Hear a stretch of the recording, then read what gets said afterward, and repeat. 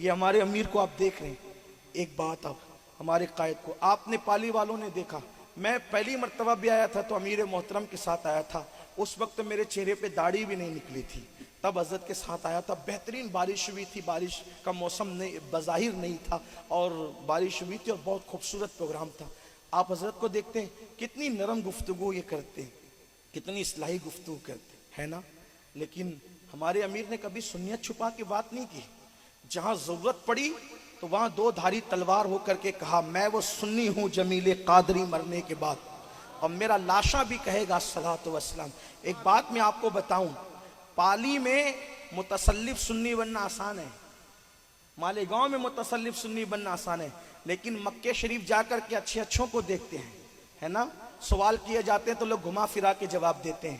یہ واقعہ میں نے میرے بڑے بھائی, میرے برادر مشفق و مہربان برادر بلبل باغ مدینہ الحاج قاری محمد رضوان خان صاحب سے سنا, اور انہوں نے مجھے بتایا, جس کا مفہوم پیش کر رہا ہوں.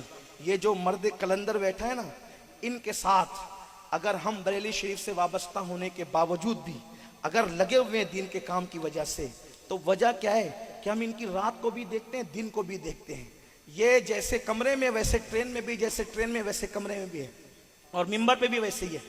حج کے لیے حضرت تشریف لے گئے تھے, ساتھ میں قاری رضوان صاحب بھی تھے. مینا کا ماحول تھا, مینا کا میدان تھا.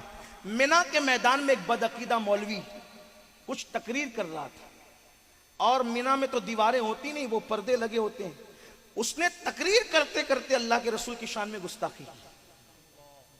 آپ جانتے ہیں قاری رضوان صاحب نے مجھے بتایا, جب اللہ کے رسول کی گستاخی مینا میں ہو رہی ہے اور بدعقیدہ مولوی کر رہا ہے, اس وقت تو لوگ مصلحتوں سے کام لیتے ہیں کہ پابندی نہ لگ جائے, پاسپورٹ پر جائے پابندی نہ لگ جائے. لیکن جس امیر کی قیادت میں ہم کام کرتے ہیں, انہوں نے وہ پردہ پھاڑا, اور جو بدعقیدہ مولوی گستاخی کر رہا تھا اس کو مارنے کے لیے دوڑے.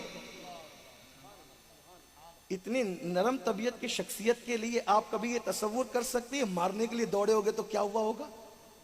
لیکن یہ صدیق اکبر کی سنت ہے, اپنوں میں رہو تو ایسے جیسے پھولوں کی طرح ہے نا, اور اوروں کو جب دیکھو تو اشداء علی الکفار کے مصداق بن جاؤ. حضرت دوڑے. میں حضرت کے سامنے یہ بات بطور مفہوم پیش کر رہا ہوں. قاری صاحب نے مجھے بہت طویل طور پہ بتایا تھا, لیکن وقت زیادہ ہوا ہے. آپ بتائیں ایسا شخص جس قافلے کی قیادت کر رہا ہو کہ جو مینا میں احرام کے اندر, مینا کے اندر, مینا کی سرزمین, مینا کی سرزمین پر آپ جو ہیں مینا میں اگر دوڑے کپڑوں کو سمیٹ کر مارنے کے لیے کسی کو گستاخی کی بنیاد پر, تو اس قائد کے پیچھے چلنے والے کیا کبھی یہ فکر کے حامل ہو سکتے ہیں کہ ہم اپنی سنیت کو چھپائیں؟ ہرگز نہیں, کبھی نہیں.